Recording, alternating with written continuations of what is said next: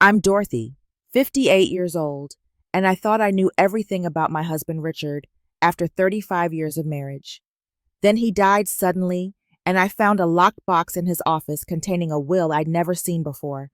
Everything our house, his pension, all our savings, was left to a woman named Elaine Winters, someone I'd never met. The worst part, when I confronted my 3 adult children, I realized they'd known about her for years. They'd all been lying to me.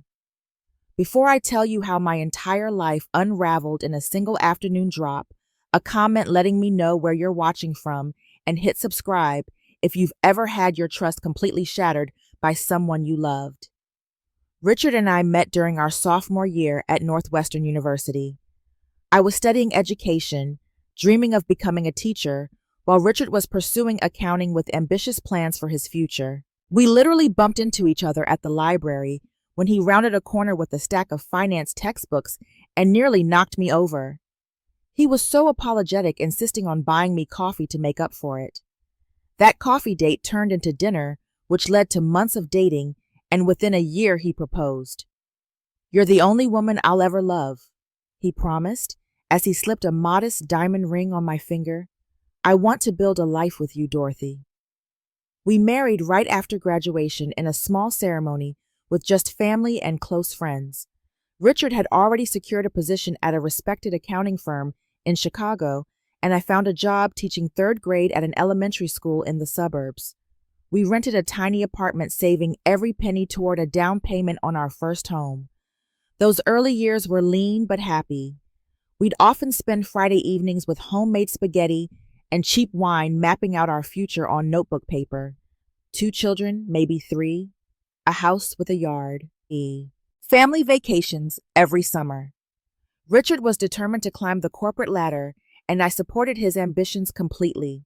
"You're going to go far," I would tell him, massaging his shoulders after he'd worked late into the night.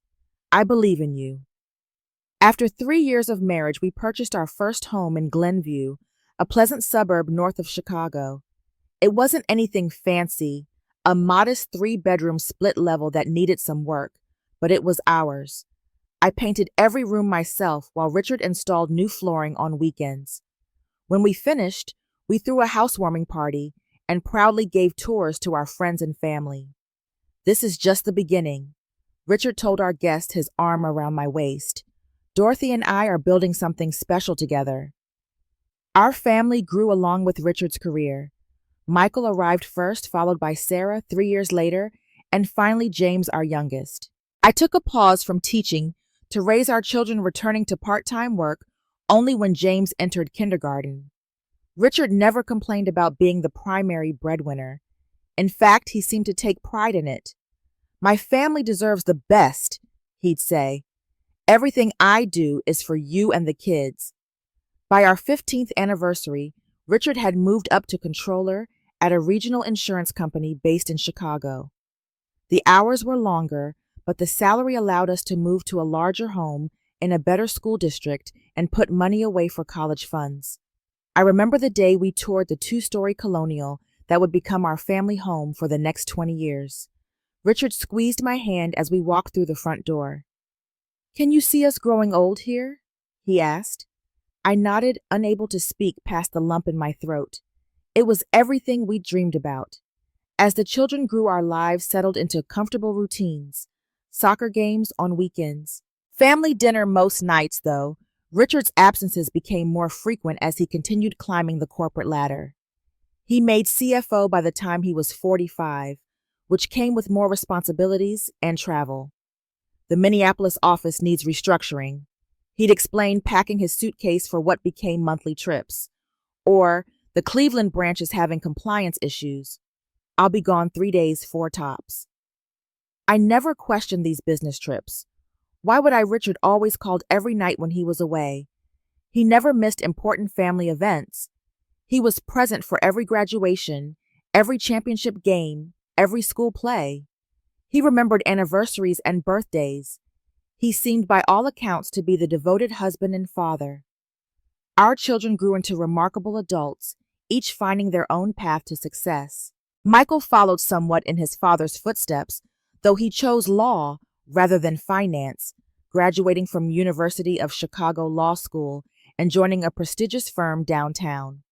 Sarah pursued medicine, completing her residency at Northwestern Memorial and specializing in pediatrics. James, our free spirit, skipped traditional college altogether and founded a tech startup that was recently valued at several $1 million. "We did good," Richard would say when all three came home for holidays. "They're going to be just fine." As Richard approached 60, he began talking about retirement. The company had a generous pension plan, and he'd been diligent about saving and investing throughout his career. We discussed traveling, perhaps buying a small vacation home in Florida, spending more time with our children as they started families of their own. 2 more years, he told me on his 58th birthday. Then it's just you and me exploring the world together. I looked forward to this new chapter, this reward for the decades of supporting his career while managing our home and family. I'd put my own ambitions on hold many times over the years, but I never resented it. We were partners. His success was our success. Then, on a perfectly ordinary Tuesday morning, everything changed. Richard was working in his home office. He'd negotiated a flexible schedule as he approached retirement when I heard a crash. I rushed in to find him on the floor, clutching his chest, unable to speak. I called 911, started CPR as the dispatcher instructed, but by the time the ambulance arrived, he was gone. Massive heart attack, the doctors said. Nothing could have been done. The days following Richard's death passed in a blur. Funeral arrangements, insurance forms, endless casseroles from well-meaning neighbors. Our children came home immediately, handling many of the logistics, while I moved through each day in a fog of grief. Michael took charge of contacting Richard's colleagues and organizing the memorial service. Sarah managed the medical details and death certificate. James set up a meal train and fielded the constant phone calls from friends and extended family. But something felt off about their behavior. Yes, they were grieving too, but there was something else. Tension in their shoulders. Whispered conversations that stopped when I entered the room. Exchanged glances I couldn't interpret. At the time, I attributed it to the shock and stress of losing their father so suddenly. We were all processing grief in our own ways. The memorial service was well attended. Richard had been respected in his field, active in our community, seemingly beloved by all who knew him. Colleagues praised his integrity and work ethic. Neighbors recalled his generosity and friendly nature. Our minister spoke of his devotion to family. As I listened to these tributes, I found comfort in knowing others had valued the man I'd loved for 35 years. Yet even then I noticed my children's reactions seemed strained. Michael kept checking his phone. Sarah barely made eye contact with Richard's work colleagues. James stood apart, his expression unreadable. After the service, Richard's boss approached me. "Dorothy, Richard was one of the finest men I've ever known," he said, squeezing my hand. "If there's anything you need, anything at all, please don't hesitate to call." I thanked him sincerely, but as he walked away, I overheard James mutter something under his breath that sounded like, "If you only knew." At the time, I let it go. Grief says strange things. We were all hurting. I had no idea that 2 weeks later, I would discover exactly what my son had meant. The first 2 weeks after Richard's funeral, I couldn't bring myself to enter his home office. The room where he'd spent his final moments felt haunted, somehow frozen in time. His coffee mug still sat on the desk.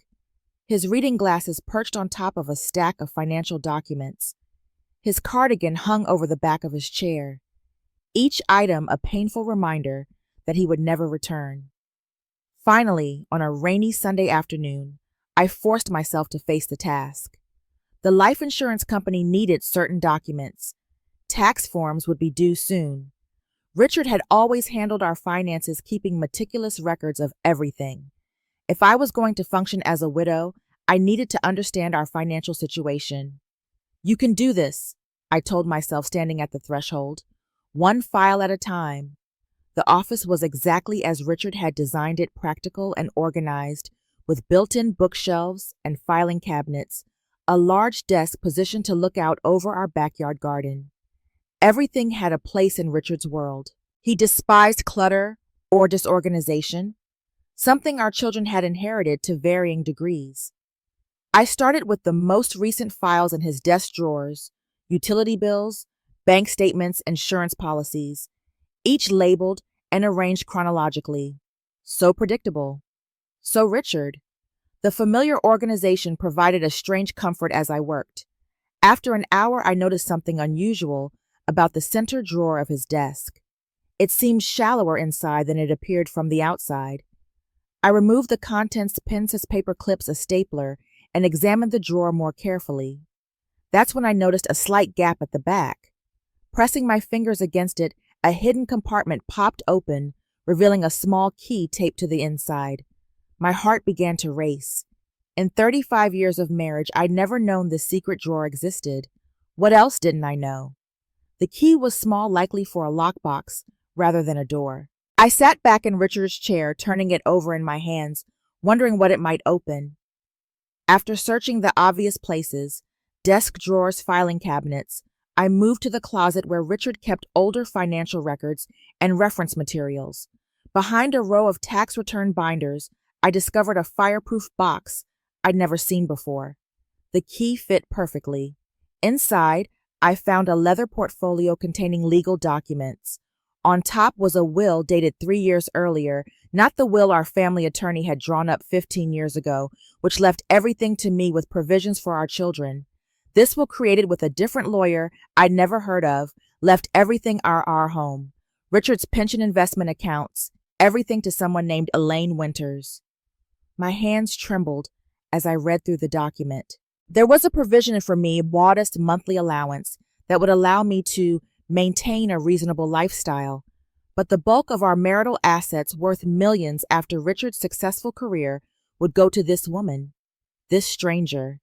Beneath the will were more documents: a deed to a house in Indianapolis purchased 15 years ago, owned jointly by Richard and Elaine Winters, life insurance policies naming her and 2 other people, Emma and Nathan Winters, as beneficiaries, and photographs. So many photographs. Richard with a petite blonde woman, his arm around her waist, both of them smiling at the camera. Richard cutting a birthday cake, the same woman beside him, along with 2 teenagers. Richard on a beach I didn't recognize with these same people. A family. Another family. The room began to spin. I couldn't breathe. 35 years of marriage, and I was looking at evidence that for at least half that time my husband had been living a double life. The business trips to Minneapolis, the weekend conferences, all lies carefully constructed to allow him time with his other family just 3 hours away. I stumbled to the bathroom and vomited, then sank to the floor, my back against the cold tile wall. How was this possible? How could I not have known? What kind of fool had I been? When I could finally move again, I returned to the office and continued examining the contents of the box. Credit card statements for accounts I didn't know existed, birthday cards signed, "All my love, Richard," school records for Emma and Nathan Winters, a college tuition payment plan for Emma, all evidence of a complete parallel life my husband had been living while married to me. With shaking hands, I picked up my phone and called my oldest son. "Michael," I said when he answered, my voice barely recognizable even to myself, "I need you to come over right now. I found something in Dad's office." There was a long pause before he responded. "What did you find, Mom?" "Documents, photos, evidence that your father had another family." The words felt impossible to say. Another pause, longer this time. Then, "Mom, I think you should sit down. There's something we need to talk about." His tone, resigned rather than shocked, told me everything. "You knew," I whispered. "You already knew about this." "I'll be there in 20 minutes, he said. "I'll call Sarah and James. We should all be there for this conversation." I hung up without responding. My children knew. My own children had known that their father was living a double life, and they had kept it from me. The betrayal was so enormous I couldn't process it. I sat at Richard's desk, surrounded by evidence of his deception, waiting for my children to arrive, and explain how they could have participated in this monumental lie. The sound of the front door opening roused me from my stunned state. I heard murmured voices in the foyer, then footsteps approaching the office. Michael entered first, his attorney face firmly in place, the neutral expression he wore when preparing to handle a difficult situation.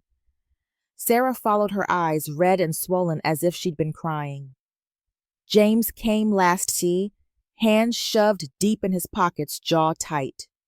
How long have you known? I demanded before they could speak, gesturing to the documents spread across Richard's desk. How long have you been lying to me? They exchanged glances, those same secretive looks I'd noticed at the funeral. Michael, always the spokesman, cleared his throat. Mom, let's go sit in the living room. This isn't a conversation to have surrounded by all this. He gestured vaguely at the evidence of his father's betrayal. No, I said firmly. I want answers now. How long have you known that your father had another family? Michael sighed, rubbing his hand across his face. Almost 10 years.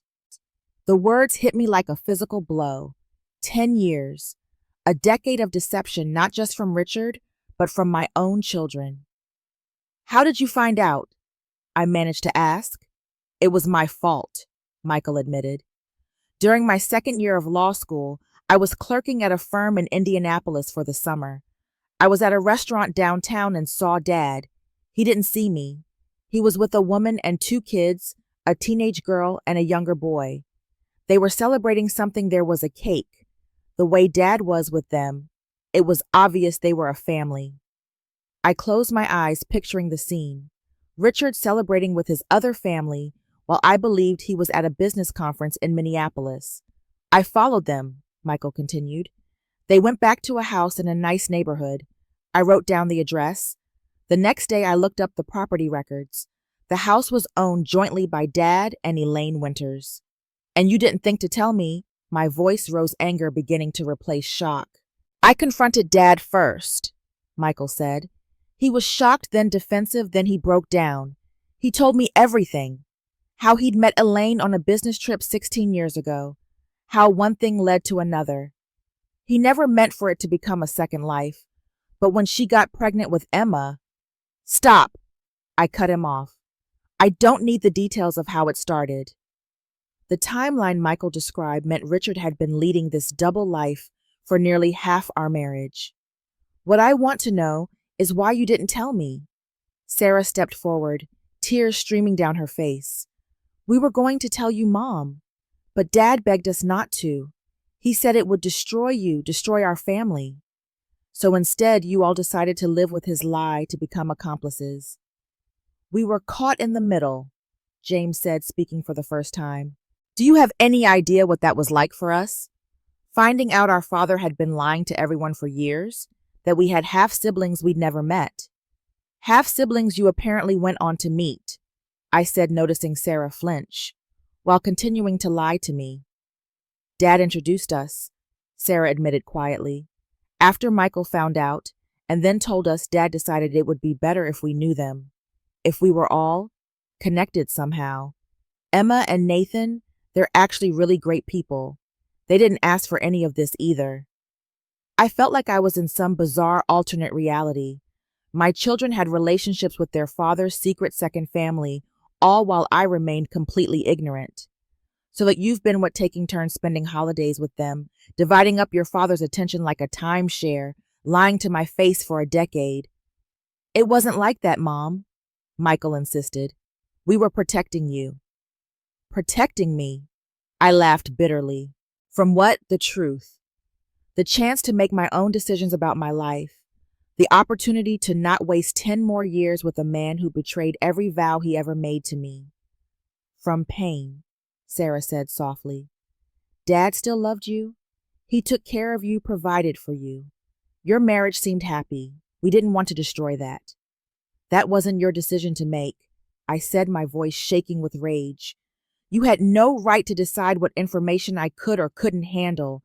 You treated me like a child, not an adult capable of dealing with reality no matter how painful.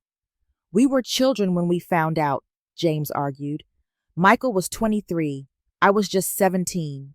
What were we supposed to do? Blow up everyone's lives? You're not children anymore, I countered. Sarah, you're 30 years old. Michael, you're 33. You've had plenty of opportunities as adults to tell me the truth. And say what exactly? Michael's lawyer calm was beginning to crack. Hey, Mom, by the way, Dad's been living a whole separate life with another woman and their kids for the past 16 years. Just thought you should know before you go to your book club. Don't you dare make this about timing, I snapped. This is about loyalty. All three of you chose your father's secret over honesty with me. You prioritized his double life over my right to know the truth about my own marriage. Sarah sank into a chair, sobbing. We're sorry, Mom. We didn't know what to do. Dad made it seem like telling you would be cruel. And finding out after he's dead, discovering that my entire family has been lying to me for a decade, that's not cruel. My voice broke. Get out, all of you. I can't even look at you right now. Mom, please, Michael began.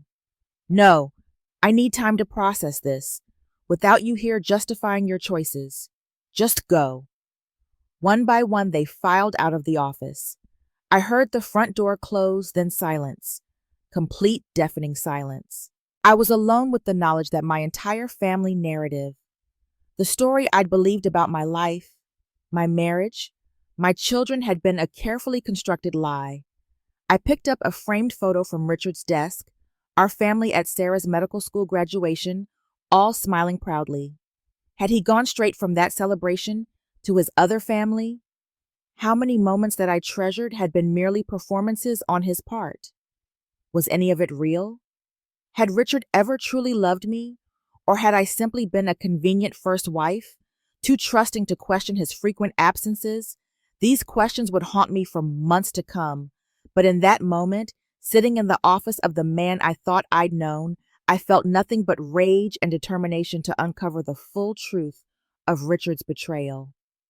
The next morning, I woke up with a clear sense of purpose cutting through my grief and shock. I needed legal advice from someone who wasn't my son or connected to Richard. I called a college friend who had recently gone through a difficult divorce and asked for her attorney's contact information. Dorothy, what's going on? She asked, concerned. Richard just passed away. It's complicated, I replied. I just discovered some troubling information and need professional advice. 2 hours later, I was sitting in the office of Patricia Lawson, a sharp-eyed divorce attorney with 30 years of experience. I realize this is an unusual situation, I explained after sharing the basics. Richard is already dead, so divorce isn't possible, but I need to understand my legal position regarding his estate. Patricia's expression remained neutral as she took notes. Even posthumously, this is a case of fraud and financial infidelity. There are legal remedies available, especially if marital assets were used to support this second household. She explained that while Richard's death complicated matters, I could potentially challenge the secret will on several grounds: that it was executed under fraudulent circumstances, that it attempted to dispose of marital property that should rightfully be mine, and that the original family attorney had no knowledge of this document. What about this Elaine person? I asked. The woman he's left everything to. Before we proceed with any legal challenge, I'd actually recommend meeting with her, Patricia suggested, which surprised me. Meet her. Why would I want to do that? 2 reasons, Patricia explained. First, it's possible she knows things about Richard's financial arrangements that could help your case. Second, she may be as blindsided by aspects of this situation as you are. In similar cases, I've handled sometimes the other woman has been fed just as many lies as the wife. The thought had never occurred to me that Elaine might also be a victim of Richard's deception. I'd automatically cast her as the villain in this scenario, the woman who helped my husband betray me for 16 years. But what if Richard had lied to her too? What would that conversation even look like? I wondered aloud. Neutral ground, public enough to keep emotions in check, private enough for a real conversation. I can arrange it if you'd like, even attend with you. After considering it overnight, I agreed. Patricia contacted Elaine through her attorney, and surprisingly, she agreed to meet. We arranged to meet at a private dining room in a downtown Chicago restaurant, halfway between my home and Indianapolis. The days leading up to the meeting were agonizing. I spent hours staring at the photographs I'd found studying this woman who had shared my husband for so many years. She was pretty in an understated way, perhaps 10 years younger than me. In the photo, she looked happy, normal. Not at all like the home wrecker I'd imagined. I also discovered more about Richard's financial arrangements. He'd been meticulous about keeping the two lives separate, yet equally funded. Our joint accounts showed regular transfers to accounts I'd never known about, always disguised as business expenses or investments. He'd managed to support two families on one income through elaborate financial juggling that his accounting expertise made possible. On the day of the meeting, I dressed carefully, not too formal, not too casual. I didn't want to appear either bitter or uncaring. I wanted to project strength. Patricia met me at the restaurant 15 minutes early to review our strategy. "Let her talk first," she advised. "People reveal more when they're nervous, and remember, the goal is information, not confrontation." At precisely noon, the restaurant manager led a woman to our table. Despite having studied her photos, seeing Elaine Winters in person was jarring. She was petite with shoulder-length blonde hair and the same nervous expression I'd seen in my own mirror that morning. "Mrs. Harrington," she said, extending her hand, "thank you for agreeing to meet." Her attorney, a silver-haired man named Robert Ellis, accompanied her. We all sat down in uncomfortable silence, settling over the table as we studied each other. "I'm not sure where to begin," Elaine finally said. "I never expected to be sitting across from you, at least not like this." "What does that mean, not like this?" I asked. She glanced at her attorney before responding. "Richard always said that you knew about us, that you had an arrangement, that you decided to stay married for appearance's sake, but that you had essentially given him permission to build a life with me." I felt the blood drain from my face. "That's absolutely false. I had no idea you existed until I found his secret will 2 weeks ago." Now it was Elaine's turn to look shocked. "But that makes no sense. We've been together for 16 years. He has 2 children with me. He spent every other weekend with us, plus at least 1 week a month. Holidays, vacations. How could you not know?" "Business trips," I said flatly. "Conferences, client meetings, audits in other cities. He had an explanation for every absence." Elaine shook her head in disbelief. "So when he was with your family on Christmas Eve, then flew to Indianapolis late Christmas Day to be with us through New Year's. I was told it was an emergency at the Cleveland office, that they needed the CFO on site immediately." The memory of that particular Christmas, how I'd accepted his apology and sent him off with leftovers for his dinner, made me feel physically ill. "And your children?" Elaine asked. "They've known Emma and Nathan for years. They visit, they call. Sarah was at Emma's high school graduation last year." "They've been lying to me, too." I admitted the words bitter in my mouth. "They found out about 10 years ago and decided to keep Richard's secret." Elaine sat back, visibly processing this information. "So Richard lied to everyone. He told me you knew and accepted our relationship. He told you he was working. He told our children, Emma and Nathan, that their half-siblings couldn't visit more often because you were opposed to our relationship. It was all fiction." For the first time, I felt a strange connection to this woman. We had both been manipulated by the same man, believing completely different stories about the same relationship. "Did he ever tell you he was going to divorce me?" I asked. "Constantly," Elaine replied. "For 15 years, it was always after the kids finished school, or after this big project at work, or when the timing is right. There was always a reason to wait. And you accepted that. For 16 years. She looked down at her hands. "I loved him. The children loved him. He was present and loving when he was with us. I convinced myself that a part-time father was better than no father at all for my kids." "Your kids," I repeated. "Tell me about them." Something softened in Elaine's expression. "Emma is 19, studying nursing at Indiana University. Nathan is 17, still in high school, captain of the debate team. They're good kids. This has been devastating for them, too.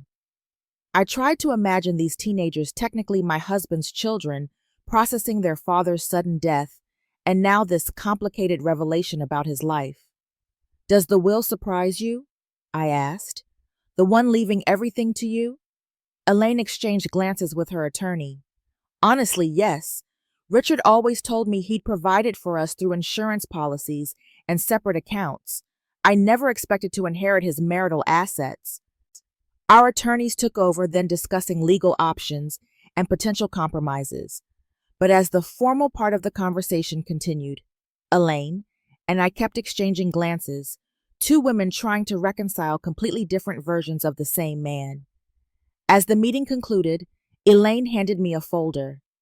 These are copies of emails, cards, financial records, everything I have documenting our relationship. I think we both deserve the whole truth, even if it's painful. I accepted the folder, then impulsively reached into my purse and handed her a photograph I'd brought Richard and me on our 30th anniversary trip to Italy.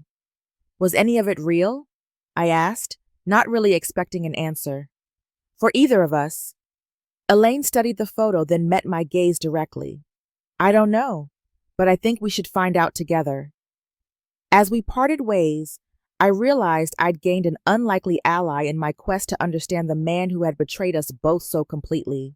Over the following weeks, Elaine and I communicated regularly, comparing notes and timelines to piece together the elaborate deception Richard had maintained for nearly 2 decades. We created a shared online document, each adding details as we uncovered them, building a comprehensive picture of his double life. The magnitude of his deception was staggering. Richard had maintained separate phone numbers, email accounts, and even distinct personalities with each family. With my family, he was ambitious, somewhat reserved, the steady provider who handled all financial matters. With Elaine and her children, he was more relaxed, emotionally expressive, involved in daily routines. He never cooked a meal in our house, I told Elaine during one of our phone calls. Not once in 35 years. He made Sunday brunch every weekend he was with us, she replied, sounding as confused as I felt. French toast was his specialty. The kids called them daddy waffles. These contradictions made it impossible to determine which version of Richard had been the real one, or if either of us had ever known the real man at all. As we continued our investigation, we discovered something even more disturbing. Richard's longtime assistant at the insurance company, Janet, reached out to me after hearing rumors about the emerging scandal. Mrs. Harrington, there's something you should know, she said when we met for coffee. The company has been conducting an internal audit since Richard's death, and they found some irregularities. Those irregularities turned out to be systematic embezzlement spanning at least 12 years. Richard had been siphoning company funds through fake vendor accounts, apparently to help maintain his 2 separate households without either woman noticing financial strain. The total is approaching $2 million, Janet confided. The company is trying to keep it quiet while they investigate fully, but there will likely be legal action against the estate. I immediately called Patricia, my attorney, who arranged an emergency meeting with Elaine and her lawyer. This new information changed everything about our inheritance dispute. If the company files charges posthumously and wins their case, they could claim a significant portion of Richard's estate as restitution, Patricia explained. Neither of you might end up with much at all. How could he do this? I wondered aloud, still struggling to reconcile the Richard I thought I knew, ethical, responsible, respected, with this emerging portrait of a con man. Wasn't he worried about getting caught? People who create these elaborate double lives often have psychological profiles similar to high-functioning sociopaths, Patricia said. They believe they're smarter than everyone else and that normal rules don't apply to them. They're also extraordinary compartmentalizers. The more we uncovered, the more this assessment seemed accurate. Richard had constructed elaborate safeguards to prevent his 2 lives from intersecting, but had never created a contingency plan for if they did. It was as if he couldn't conceive of being caught, despite the increasing risk, as our children became involved. Meanwhile, my relationship with my children remained strained. I'd had limited contact with them since our confrontation, just brief text messages assuring them I was functioning, but needed space.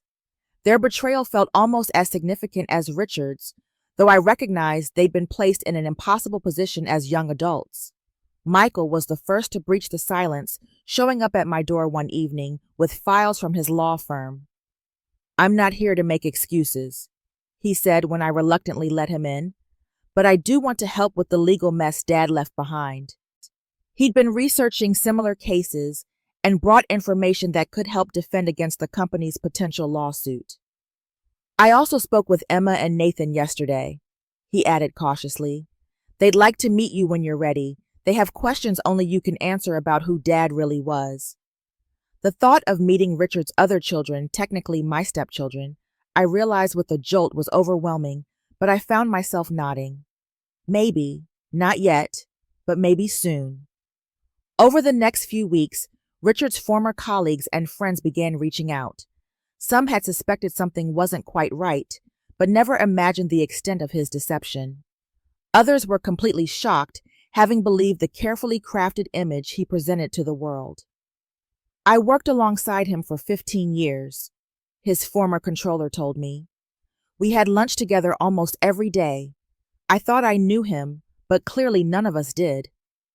The community gossip was difficult to endure. I stopped attending my book club after overhearing whispers about being the clueless wife. I avoided the grocery store where we'd shopped for years, tired of pitying looks from neighbors.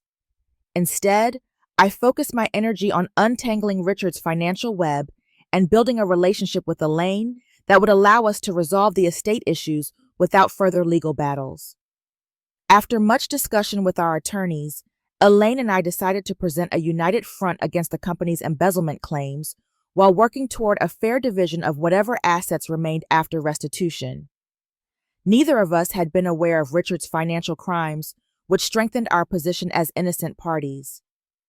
Through all of this, I struggled with insomnia and trust issues. My therapist, yet another new addition to my life, suggested a support group for people who discovered their partners had led double lives. The stories I heard there were both comforting and disturbing. I wasn't alone in being deceived so completely, but the patterns of manipulation described by others in the group made me question every memory of my marriage. 3 months after Richard's death, I finally agreed to meet with all my children together. We gathered in my living room, the tension palpable. "I'm still angry," I began honestly. "I'm hurt that you kept this from me for so long, but I'm trying to understand the impossible position your father put you in." "We should have told you," Sarah acknowledged. "We convinced ourselves we were protecting you, but maybe we were just avoiding a difficult conversation." "I was only 17 when Michael told us what he'd discovered," James added. "Dad swore us to secrecy, said it would kill you if you found out. I was still a kid, still living at home. I didn't know what to do." "And later," I asked, "when you were adults making your own decisions?" "By then it had been a secret for so long," Michael admitted. "The longer we waited, the harder it became to tell you. And honestly, your marriage seemed good. Dad was attentive, present when he was home. We told ourselves that whatever arrangement he had going, it wasn't hurting you if you didn't know." "But it was," I said quietly. "Every day he lied. Every moment I made decisions based on incomplete information about my own life. It was hurting me. I just didn't know it yet." We talked for hours, tears flowing freely, as my children shared their perspective on the impossible situation Richard had created. I learned how they'd first met Emma and Nathan, awkward supervised visits, orchestrated by Richard, gradually evolving into genuine sibling relationships. How they'd maintained separate relationships with their father, always careful never to mention one family to the other. "Emma and Nathan are victims in this too," Sarah pointed out. "They grew up thinking their half-siblings couldn't acknowledge them publicly because their mother you wouldn't accept them. Now they're learning their entire family narrative was a lie." By evening's end, we hadn't resolved everything, but we'd made a start. I set clear boundaries, complete honesty moving forward, respect for my need to process at my own pace, and their support as I navigated the legal and financial maze Richard had left behind. "I don't know if I'll ever fully trust any of you again," I told them as they prepared to leave, "but you're my children and I love you. We'll find a way forward somehow." As they left, I felt the weight of Richard's betrayal pressing down on me again. Not just his betrayal of me as his wife, but of our entire family. The man who had presented himself as the model husband and father had created a legacy of lies that would take years, perhaps generations, to fully unravel. 6 months after discovering Richard's double life, I sold our family home. Every room contained memories, now tainted by knowledge of his deception. The office where he died, where I'd found the evidence of his betrayal. The kitchen where we'd shared thousands of family meals between his trips to his other family. The bedroom where I'd believed we'd shared a genuine intimacy for 35 years. "Are you sure about this?" Michael asked as we packed the last of my personal items. "This has been your home for 20 years. "I'm sure," I replied. "I need a fresh start somewhere without Richard's ghost around every corner." I purchased a modern townhouse in a different suburb, smaller but perfect for my needs. A clean slate. The process of downsizing forced me to evaluate every possession, every photograph, every memento of my marriage. What was real? What was worth keeping? What had been part of Richard's performance as the devoted husband? The legal battles continued. Richard's former company filed claims against his estate for the embezzled funds as expected. Elaine and I, maintaining our unlikely alliance, countered with evidence that we had been unaware of his financial crimes and should not be penalized for them.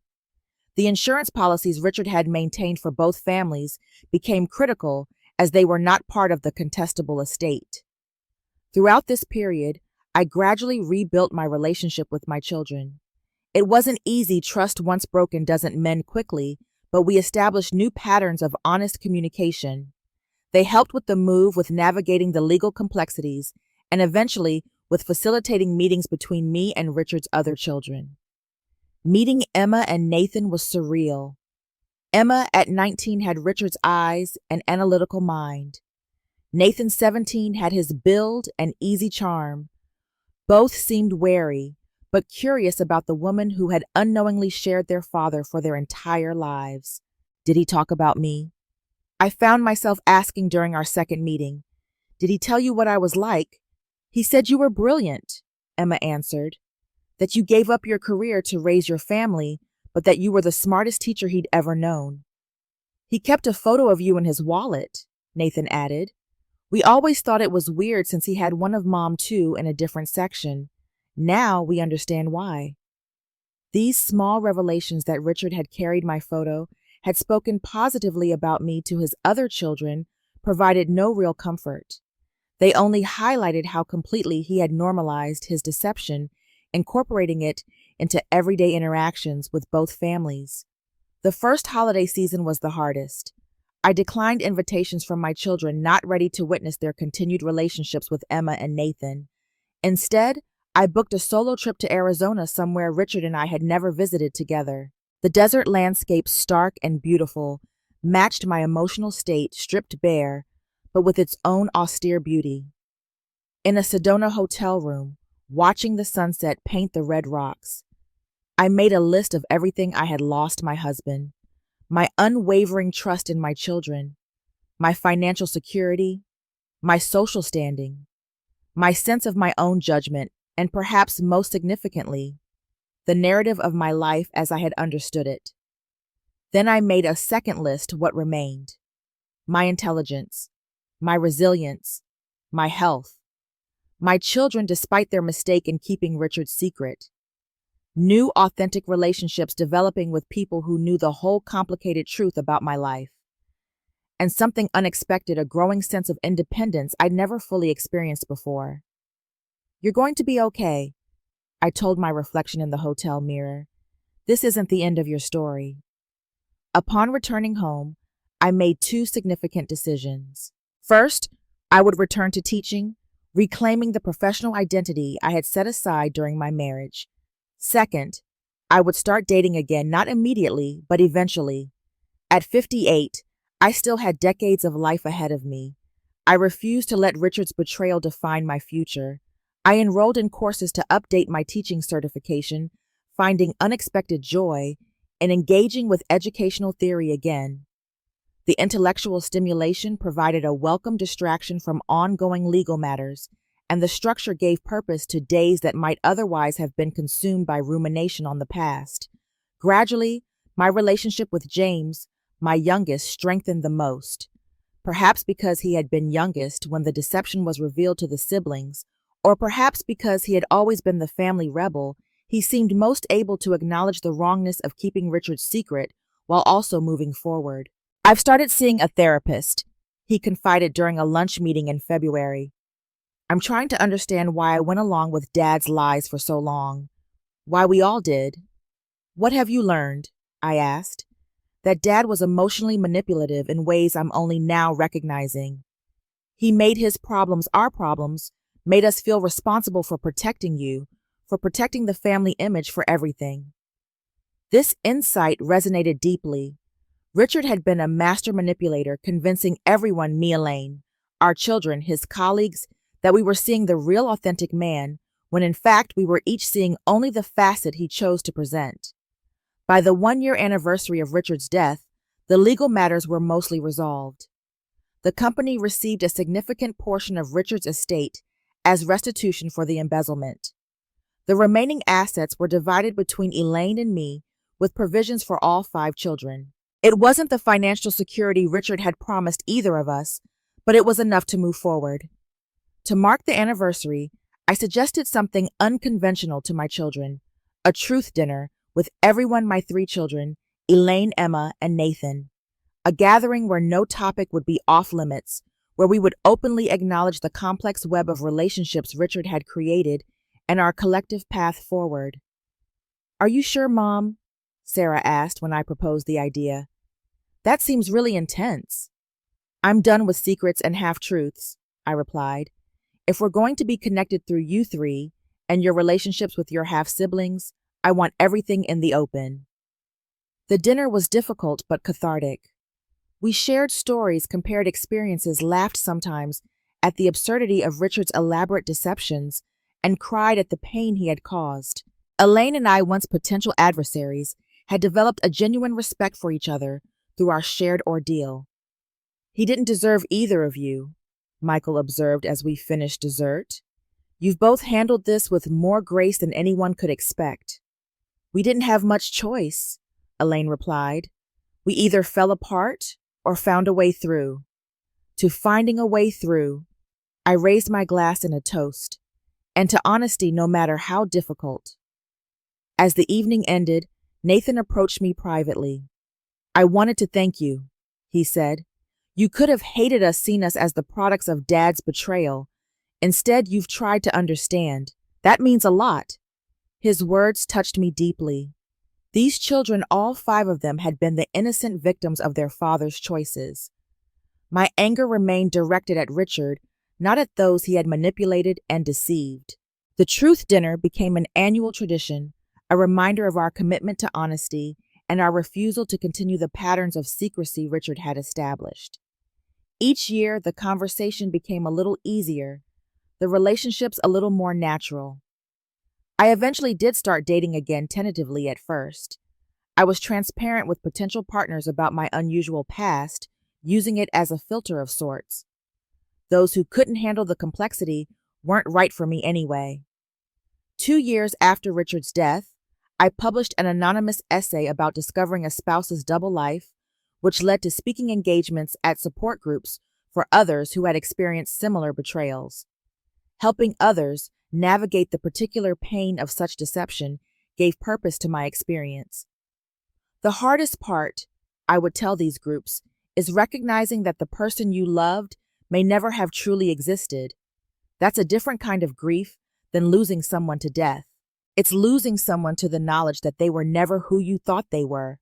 Looking back now, 4 years after discovering Richard's secret will, I can see how far I've come. The pain hasn't disappeared completely. I doubt it ever will. but it no longer defines me.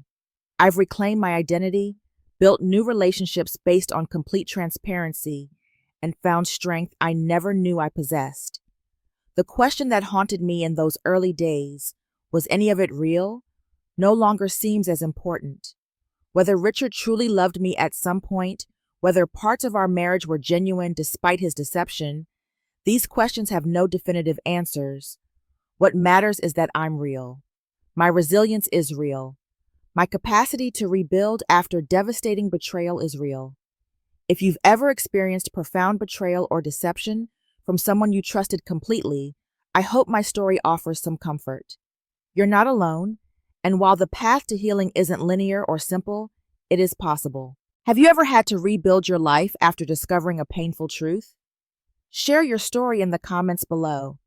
If this resonated with you, please hit the like button, subscribe to hear more true stories of resilience, and share this video with someone who might need to hear that survival is possible even after the most shocking betrayals. Thank you for listening to my journey, and remember, the truth may be painful, but it's always worth knowing.